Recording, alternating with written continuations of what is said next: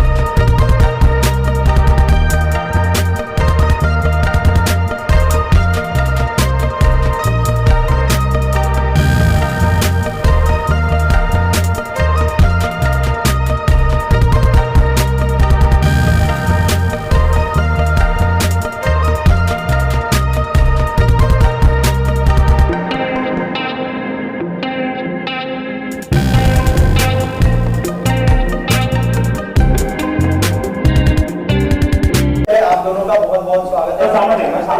और बारिश जो है फाइनली ये बारिश है तो थोड़ा सा बताइए, ये बारिश में क्या कुछ देखने मिलेगा, किस तरह का गाना है, क्या शेयर करना चाहेंगे गाने के बारे में? So the artist who has sung beautifully and also acted in the video along with me, Ankita, she will tell you, वो आपसे खुद बयां करेंगी इस बारे में। अंकिता जी, क्या कहना चाहेंगे गाने के बारे में, किस तरह का एक्सपीरियंस था और गाने के बारे में थोड़ा अगर ऑडियंस को बताया। तो सबसे पहले मैं कहना चाहूँगी कि I am very thankful to Abhishek Ray sir, जिनकी वजह से मुझे बारिश में भीग भीग के इस गाने को परफॉर्म करने का अवसर मिला।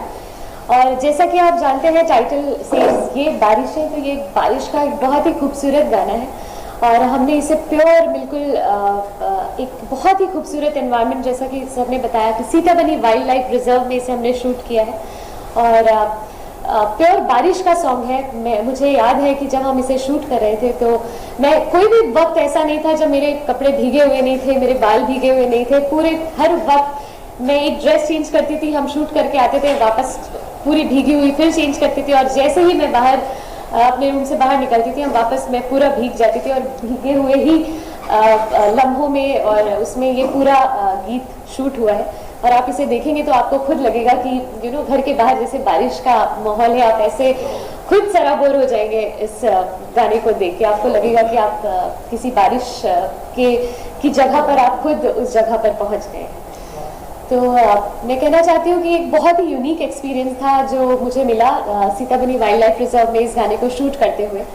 और इस गाने को गाया भी मैंने और सर ने, हम दोनों ने मिलकर है। तो एक बहुत ही यूनिक सॉन्ग है ये। इसमें आप अगर सुनेंगे तो इसका रिदम सेक्शन बहुत ही यूनिक सर ने इसको बनाया है, जिसके बारे में सर खुद थोड़ा बता पाएंगे। तो मैं ये कहना चाहूँगा कि बचपन से मुझे एक बारिश का गाना बहुत ज़्यादा पसंद था, वो आप सबको बहुत ज़्यादा पसंद होगा। उस गाने का नाम है रिमझिम गिरे सावन। तो रिमझिम गिरे सावन का जो लता जी वाला वर्जन है, खासकर मुझे वो इसलिए पसंद है क्योंकि जिस तरह से वो गाना मंजिल फिल्म में शूट हुआ है, जिसमें बच्चन साहब और मौसमी एकदम बारिश में भीगते हुए, अनायास बात करते हुए, बारिश का मज़ा लेते हुए वो गाना शूट हुआ है उन दिनों।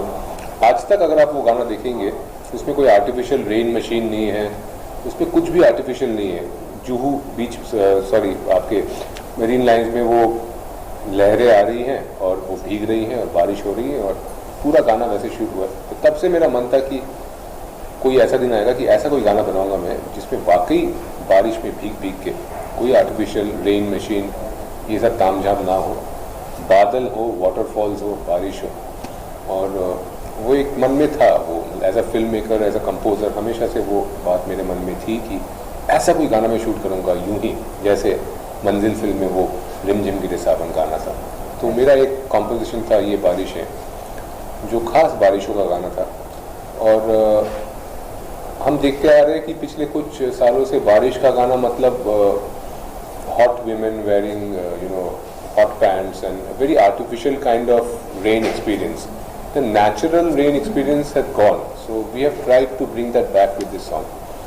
And आशा करता हूँ कि जो ये पहाड़ी बारिश है, माउंटेन रेन, आपको बैकग्राउंड में स्मोक मशीन वाला धुंध नहीं है, एक्चुअल बादल है. White out that is happening in this song is actually clouds passing by.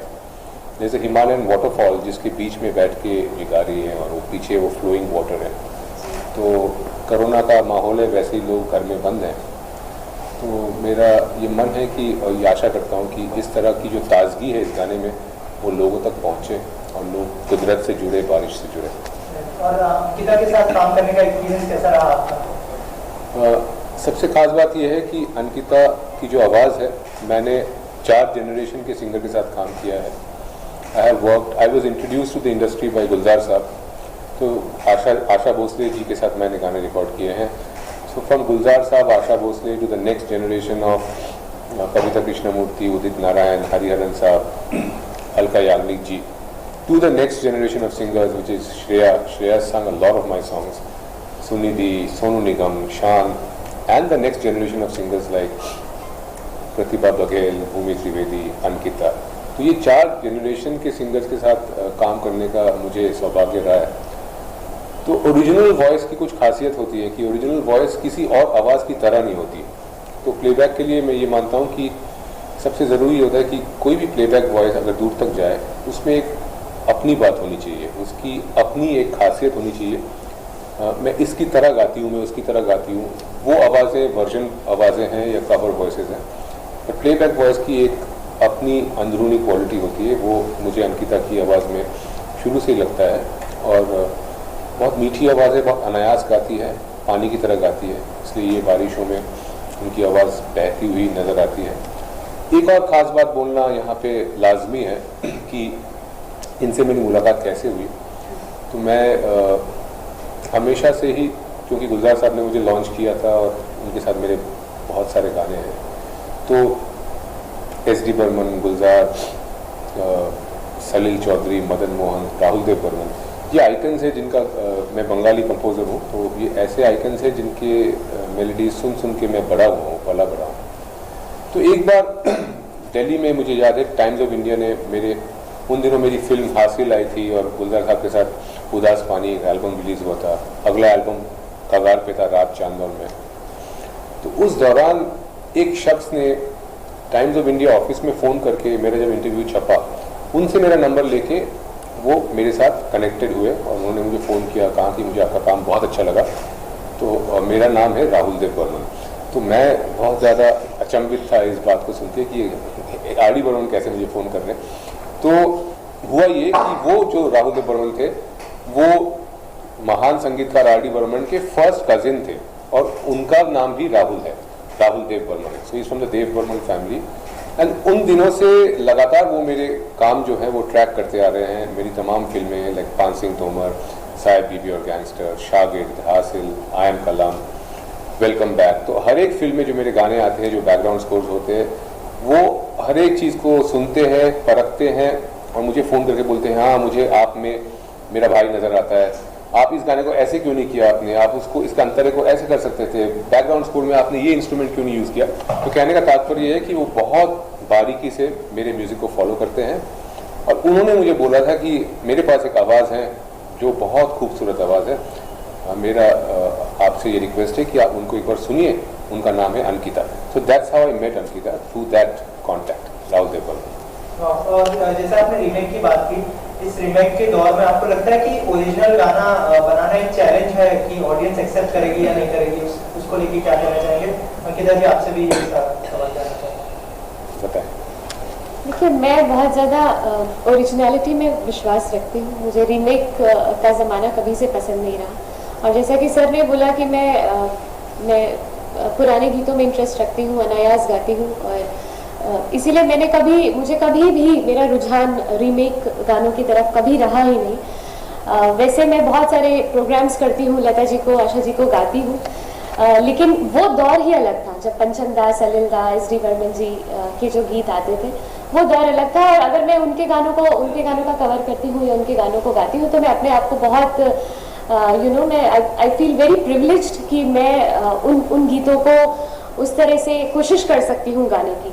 But I have never believed in remaking the song, जो आजकल रिप्राइज वर्जन्स और बोलते हैं कि हम उसको कवर करके उसको शूट करेंगे, उसको ऐसे बनाएंगे। मुझे नहीं याद है कि मैंने कभी ऐसा किया। और मैं बहुत अपने आप को लकी समझती हूँ, very privileged, very lucky that I got to meet Abhishek sir, जिसके कारण मैं जिनके कारण मुझे ओरिजिनल गाने गाने का मौका मिला। और मैं कहना चाहूँगी कि ये बारिशें मेरा इनके साथ this is a fourth song that we have done together. और मेरे चारों गीत इतने खूबसूरत है कि मुझे हमेशा जो मेरे अंदर एक लालसा थी या एक जो अंदर एक मेरी जो इच्छा थी कि मैं उस दौर में क्यों नहीं हुई, जैसे जिस दौर में सलिलदा लता जी को गीत देते थे, तो मुझे जो वो एक मेरे अंदर इच्छा थी कि मैं ऐसे गीत गाऊं जो बहुत ही मेलोडियस हो, अच्छे हो, अनायास हो, और जिनमें ये जो रिप्राइज और रीमेक करके जो आवाज़ बदल के लोग गा रहे हैं आजकल, वो मुझे ना करना पड़े। मैं अपनी जो भी मेरी आवाज़ है मैं उसको उसी तरह से उसको तो जो भी आपकी आवाज़ है उसमें आप ये बारिशें की 4 लाइनें सुना दीजिए। ये बारिशें हुई संदली, खुशबू जो तेरी घड़ी, ये ख्वाहिशें उड़ने लगी, तेरी लगन जो लगी, तेरी लगन जो लगी। अभिषेक जी, आप क्या कहना चाहेंगे जो अंकिता जी से पूछा, आप क्या सोचते हैं इस बारे में? देखिए, मेरा इस बारे में जजमेंटल होना शायद ठीक ना हो, पर मुझे ये लगता है कि हर एक इंसान, हर एक आर्टिस्ट किसी चीज़ के लिए बना है। हर एक आर्टिस्ट की अपनी एक वजूद है और वो यहाँ पे क्यों है वो जहन में रखना ज़रूरी है। तो मैं तो शुरू से ही I have been a singer composer who has always done original work in films. My first album was उदास पानी with गुलजार साहब, followed by रात चांद और मैं, followed by कब आते हो, and all the films that I've done are in diverse genres. I mean, from pure deep dark romance like Sahib बीबी और गैंगस्टर, और एकदम ही बीहड़ की फिल्में जैसे पान Singh Tomar, gloss gangster comedy like welcome back. तो मेरा तो रुझान शुरू से ही, मैं बना ही हूँ ओरिजिनल म्यूजिक के लिए। मुझे तो समझ में ही नहीं आता कवर का जो कॉन्सेप्ट है।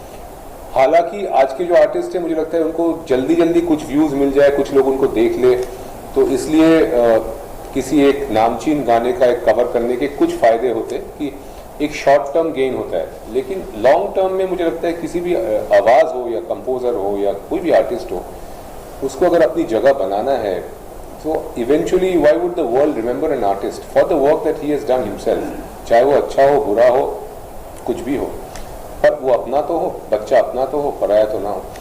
तो कवर्स के कुछ शॉर्ट टर्म गेन्स होते हैं, पर उस दिशा पे मैं कभी चला नहीं हूँ, तो इससे ज़्यादा इस बारे में बोलना शायद उचित नहीं है मेरे लिए। और एक बात को मैं हमेशा जहन में रखता हूँ कि इतनी सारी फिल्में मैंने कर ली, लेकिन जो मेरा पहला काम था उदास पानी विद गुलजार साहब, उस दौरान एक प्रेस कॉन्फ्रेंस में गुलजार साहब को जब स्टेट्समैन न्यूज़पेपर ने इंटरव्यू किया था, तो कई बातें उन्होंने बताई मेरे बारे में। उसके बाद उन्होंने एक बात बताई कि after long I have met a young composer whose melodies remind me of Salil Chowdhury. तो अगर मेरी शुरुआत इस तरह से हुई थी, तो उस शुरुआत को नज़रअंदाज करते हुए मैं ऐसा कोई काम कभी करता नहीं हूँ जो उसको हल्का कर दे। और मेरे लिए आज तक मेरे करियर का सबसे हाई पॉइंट यही रहा है जो इन्होंने मेरे बारे में स्टेट्समैन को तब बोला था 2002 में। इतने साल बीत गए, इतने काम मैंने किए, इतनी फिल्में, इतने गाने, पर इसके बावजूद जो एक आर्टिस्ट के जहन में एक सिंगुलर हाई पॉइंट नज़र आता है, वो आज तक मेरे लिए वही है। तो मैं उसको बरकरार रख के चलना चाहता हूँ। अभिषेक जी, आपको जो है राष्ट्रपति अवार्ड से भी नवाजा गया, वैसे तो बहुत सारी उपलब्धियां हैं। राष्ट्रपति नहीं, स्वाभिमान भारत अवार्ड से नवाजा गया, तो उस बारे में कुछ बताना चाहेंगे आप ऑडियंस को? जी, इस साल मुझे स्वाभिमान भारत मिला। उसका एक कारण ये है कि शायद प्रेस और मीडिया इस बात से वाकिफ़ नहीं है कि मैंने बॉलीवुड से जितना भी थोड़ा बहुत कमाया, जो भी मेरी पूंजी थी, वो सारा मैंने एक पहाड़ी में डाला, कॉर्बेट नेशनल पार्क के साथ में। और वो बंजर पहाड़ी थी जिसको मैंने पिछले 12 सालों में जंगल में परिवर्तित किया है। आज की डेट में वो एक घना जंगल है जिसका नाम है सीताबनी वाइल्ड लाइफ रिजर्व। तो सीताबनी वाइल्ड लाइफ रिजर्व मैंने फाउंड किया था 2008 की बात है, और तब से लेकर आज तक मैंने करीब 4,500 पेड़ लगाए वहाँ। मैंने वाटर बॉडीज़ बनाए, मैंने जानवरों और पंछियों के लिए अलग अलग किस्म के फलदार पेड़ लगाए। गर्मी के मौसम में जंगली जानवर प्यासे ना रहे इसलिए उनके लिए बड़े बड़े तालाब बनाए जिसमें हमेशा पानी रहता है। तो ये एक मेरा निजी एक आत्मतृप्ति के लिए मैंने किया। और मैं 14 साल की उम्र से गवर्नमेंट ऑफ इंडिया के लिए बाघ गणना में हर साल मेरी नियुक्ति होती है। I am a government bona fide tiger and leopard tracker. तो हमेशा से मैं बाघ गणना में, जो आपके पास संख्या आती है कि इतने बाघ हमारे देश में हैं, इतने टाइगर्स हैं, तो हमारे जैसे लोग जाके फील्ड में उनको गिनते हैं, तभी वो संख्या आपके सामने आती है। और ये शुरू से ही रहा है मेरे अंदर। और Sitabani wild life reserve was an extension of that, जिसके कारण इस साल मुझे स्वाभिमान भारत मिला। और कई इंटरनेशनल पब्लिकेशंस जैसे कि डिस्कवरी चैनल, TLC, इन सब ने मुझे कवर किया for Sitabani wild life reserve. और 2013 में एक वाइल्ड टाइग्रेस, कम्प्लीटली वाइल्ड एक बाघिन ने आके मेरी ज़मीन पे अपने बच्चे दे दिए, और वो बच्चे वहाँ पले बड़े। उसके बाद जो है Sitabani wild life reserve became world famous. तो मैंने तो सिर्फ बनाया, लेकिन जो ट्रस्ट एक टाइग्रेस ने मेरे ऊपर दिखाया वहाँ आके बच्चे देखे, उसने उस जगह को दुनिया में प्रख्यात कर दिया। She is responsible for making it famous across the world. मैंने तो सिर्फ प्रयास किया था और नेचर ने उसको एक्सेप्ट किया in form of the tigers. Sir, lastly आप दोनों से जानना चाहूँगा, अगला कोलैबोरेशन क्या होने वाला है आप दोनों का? अगर कुछ अपकमिंग प्रोजेक्ट्स के बारे में बताया।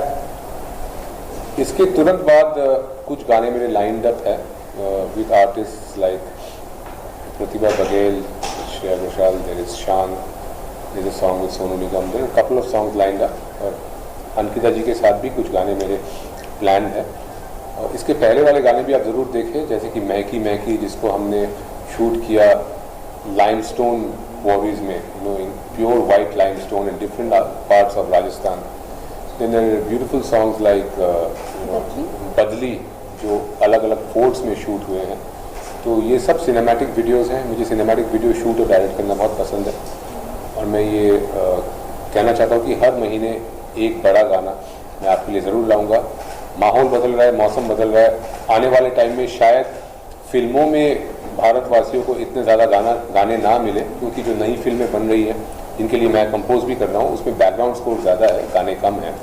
क्योंकि मुझे लगता है आने वाले दौर में गानों की जो इच्छा है, लोगों को गाने सुनने की जो एपेटाइट है, वो शायद फिल्मों से पूरी ना हो। वो एपेटाइट जो है वो नॉन फिल्म सॉन्ग से, अच्छे ओरिजिनल नॉन फिल्म सॉन्ग से पूरे होंगे। और ये बदलाव तो अमेरिका जैसे देशों में बहुत पहले हो ही चुका है, भारत में ये आज हो रहा है। It's good to understand this transformation. ये जो नया मौसम है, इसके साथ अपने आप को ढलना और इसके अनुसार काम करना। फिल्मों में बैकग्राउंड स्कोर, फिल्मों में OST, नॉन फिल्म में अच्छे गाने, मुझे लगता है that is the way forward. Ankita ji आपको बताएं। जी, मैं भी बिल्कुल सहमत हूँ सर की बात से, क्योंकि ओरिजिनल आर्टिस्ट लाइक अस, जो हम लोग कवर्स नहीं कर सकते, रिप्राइज वर्जन्स नहीं गा सकते, तो हम हमेशा एक इंतज़ार में रहते हैं कि एक अच्छा ओरिजिनल कंपोज़र हमें एक अच्छा ओरिजिनल गाना दे, जिसमें हम अपनी आवाज़ में, जो हमारी अपनी आवाज़ है, उसमें हम कुछ अच्छा गा सकें, कुछ अच्छा प्रयास कर सकें। तो मैं हमेशा से मेरी इच्छा है कि मैं फिल्मों में गाऊँ, लेकिन आफ्टर मीटिंग अभिषेक सर, मुझे ऐसा लगा कि अच्छे गाने हमें नॉन फिल्म से भी मिल सकते हैं, नॉन फिल्म सिंगर्स भी हमें बहुत अच्छे गाने मिल सकते हैं। वहाँ पे हम अपना हुनर दिखा सकते हैं, अपना टैलेंट दिखा सकते हैं। We can sing our heart out. So I am very happy that वो दौर चल रहा है इस समय, जब हमें अच्छे सिंगल्स गाने के लिए, और अच्छे कंपोजर्स हैं जो बहुत अच्छे सिंगल्स बनाते हैं, so that artist like us can get a flavour of singing the playback, doing a playback song and singing in a studio and then singing a nice good song. तो एक तरह से हमारे लिए तो ये बहुत ही अच्छा है जी। एक गाना जो शान ने मेरे लिए गाया था, उस गाने को सुन के इन्होंने बोला कि मुझे भी ये गाना गाना है, इसका फीमेल वर्जन आप क्यों नहीं करते? दो लाइनें हो जाएगा। हाँ, तो महकी महकी वो गाना है, उसकी 2 लाइनें ये आपको गा के सुनाएंगे। महकी महकी ख्वाहिशें हैं जब हमारी तुम हुए, रात सिमटे दिन अधूरे अब मुकम्मल सब हुए, बारिशों में अब के बाद और करीब आ जाओ ना, रुत कोई भी हो मगर बदली बन तुम छाना